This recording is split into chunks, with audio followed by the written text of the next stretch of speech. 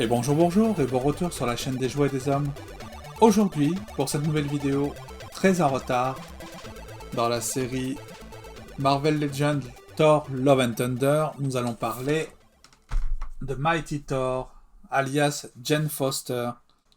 Jane Foster est apparue pour la première fois en 1962 dans Journey into Mystery. Elle a été créée par Stan Lee et Larry Lieber et dessinée pour la première fois par Jack Kirby. Pendant de nombreuses années et de nombreux numéros, Jane Foster a été une infirmière employée par le docteur Donald Blake, identité secrète du super-héros du dieu asgardien Thor, puisque à cette époque-là, les super-héros se devaient d'avoir une identité secrète. Par la suite, dans le comic books, elle devient une incarnation féminine du dieu Thor, puis finalement la nouvelle Valkyrie. Au cinéma, Jane Foster est incarnée par la magnifique Natalie Portman. Elle est apparue pour la première fois dans le film au simple nom de Thor en 2011, réalisé par Kenneth Branagh. On la retrouvera en 2013 dans Thor, le monde des ténèbres, réalisé par Alan Taylor, en 2019 dans Avengers Endgame, et enfin, cette année, en 2022, à l'occasion du film Thor Love and Thunder. La profession de Jane Foster est vraiment différente de celle des comics, puisque dans la version cinéma, elle est astrophysicienne. La chose qu'il faut retenir dans les comics, je ne sais pas si ce sera le cas pour la version cinéma, lorsque Jane Foster devient Mighty Thor, elle a un cancer. À chaque fois qu'elle utilise les pouvoirs de Thor, le cancer s'aggrave jusqu'à ce qu'elle finisse par décéder. Regardons la boîte d'un petit peu plus près. Donc, nous allons assembler la figurine de Korg.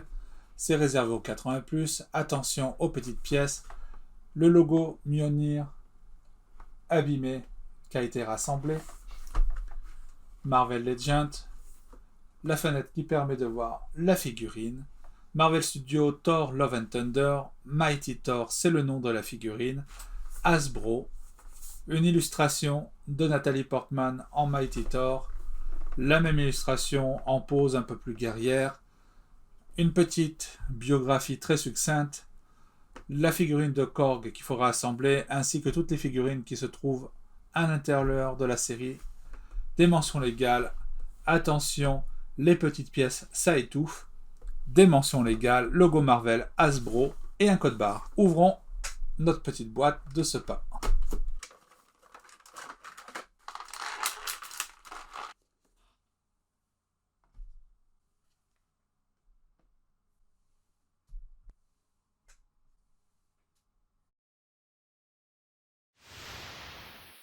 Regardons d'un petit peu plus près ce que nous avons dans la boîte.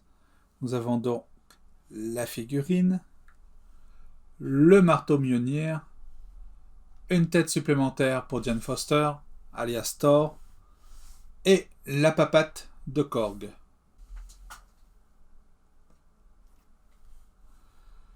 On est en présence d'une figurine vraiment détaillée.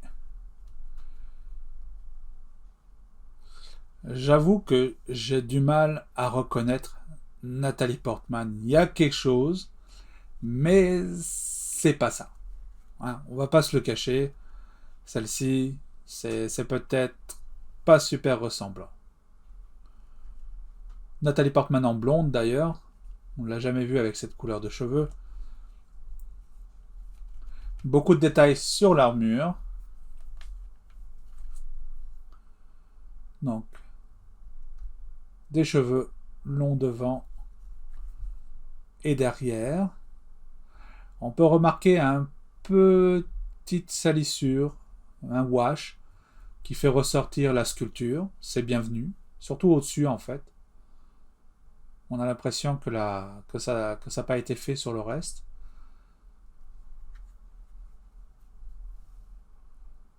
Et c'est bienvenu, ça fait sortir un peu la sculpture des cheveux qui est assez réussie, qui est assez vivante.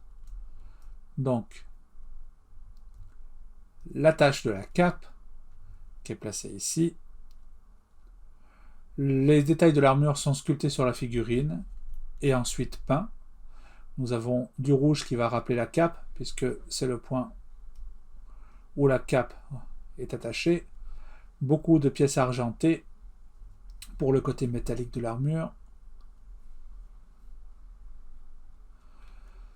Du brun pour le pagne. Le pagne est assez uni, ça aurait été intéressant d'avoir un peu de salissure dessus. Les rappels métalliques, des rappels rouges sur le côté. On va soulever la cape. Donc encore une fois, rien n'est peint derrière, alors que devant, tous les symboles métalliques sont faits. Donc ça aurait été intéressant au moins qu'ils prennent la peine. Au moins, ils ont fait quelques points couleur métallique sur la ceinture. On a des brassards assez détaillés,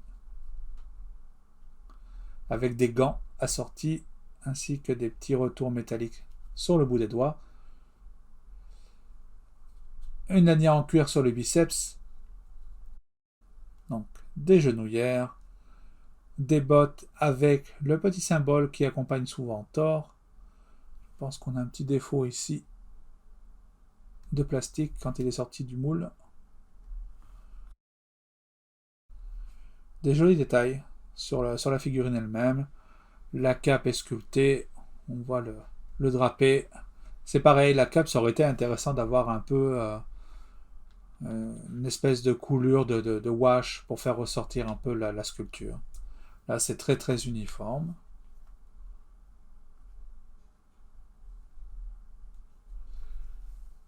Nous avons donc la tête supplémentaire casquée. Chose qu'on aurait apprécié avec le Thor pour pouvoir lui enlever le casque. C'est vraiment regrettable.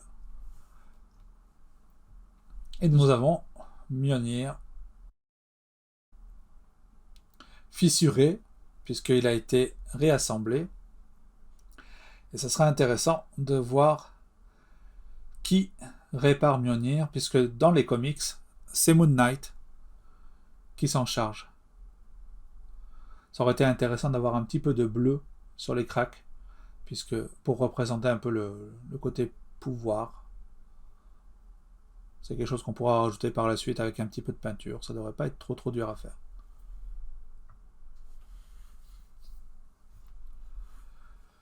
Côté articulation.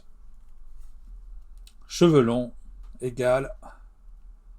Pas beaucoup de range pour bouger la tête. Pour tourner, on va être gêné par les mèches sur le côté. Donc ça veut dire qu'on va être assez statique. On va pouvoir pencher un tout petit peu sur le côté, mais pas plus.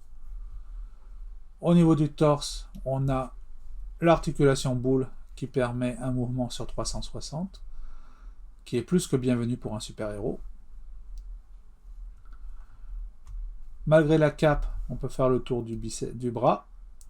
On a la rotation au niveau du biceps. On peut lever un petit peu moins qu'à 90. Rotation du biceps veut dire double articulation, si elle accepte de se faire. Voilà. Double articulation au niveau du coude. La rotation au niveau du poignet. Et la possibilité d'incliner ou de relever la main.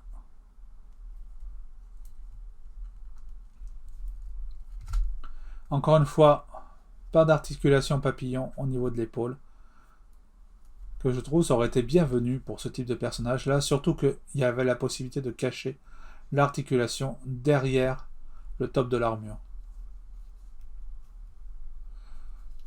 On a une rotation à la cuisse. On va pouvoir mettre la jambe un petit peu en arrière puisque le pagne est coupé. On va pouvoir le mettre en avant. Jen est excessivement souple puisqu'on peut faire pratiquement un grand écart. On a une double articulation du genou qui n'est pas trop entravée par le pagne, donc c'est bienvenu. On a la rotation à la cheville. La possibilité de mettre le pied en arrière et la possibilité de le mettre en avant.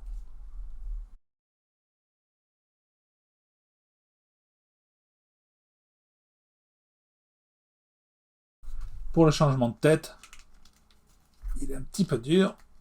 Hop. Et nous avons une Jane Foster toute casquée.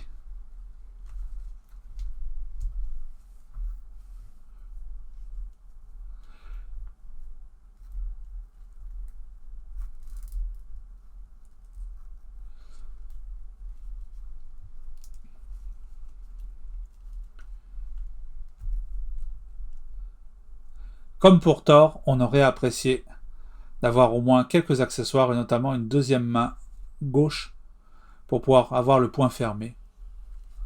Là, c'est un petit peu dommage.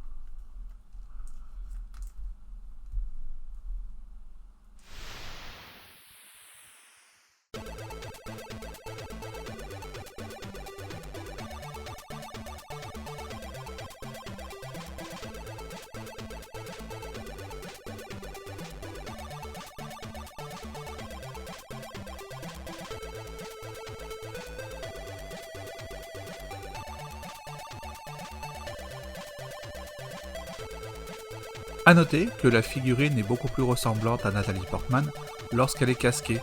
Ça prouve qu'ils ont réussi à bien capturer le bas du visage et notamment la mâchoire.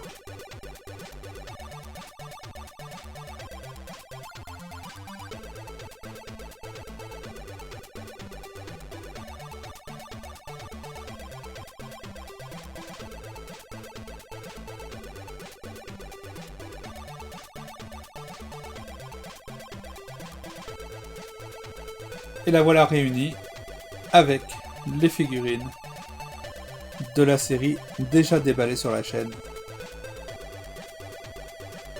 Ça fait un très beau quatuor.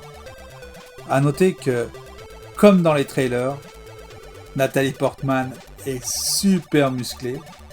C'est assez impressionnant et c'est encore plus impressionnant de la voir en vrai. Enfin, en vraie manière de parler, hein, au cinéma.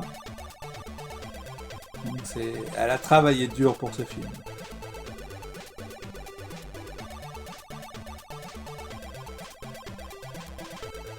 Si vous avez aimé cette vidéo, n'hésitez pas à lâcher un petit pouce en l'air, abonnez-vous à la chaîne, laissez-nous un commentaire, et on se retrouve très bientôt pour une nouvelle ouverture de boîte sur la chaîne des jouets et des hommes. Bye bye!